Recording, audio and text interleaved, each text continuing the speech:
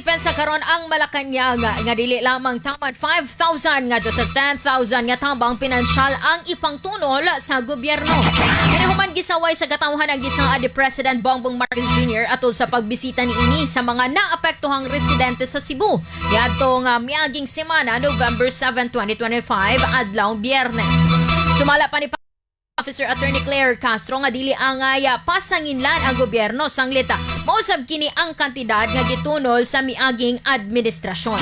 Gipunto sab niya nga kinahanglang mahinumduman sa katawhang Pilipino nga dunay nahatag si PBBM nga 760 million pesos nga tabang pinansyal sa tanang apektadong lugar. Ato paminaw na tipik sa pamahayag ni Attorney Claire Castro, Palace Press Officer.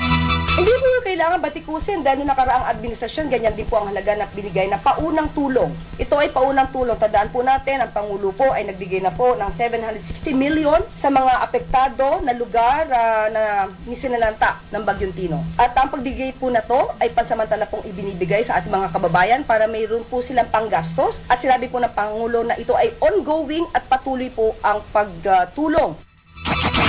Deklaro pa ni Castro nga padayong tubagon ug atimanon sa kasamtangang administrasyon ang tanang panginahanglan sa mga nabahaan, labi na ang mga nagpuyo o build zone. Tatak RMN.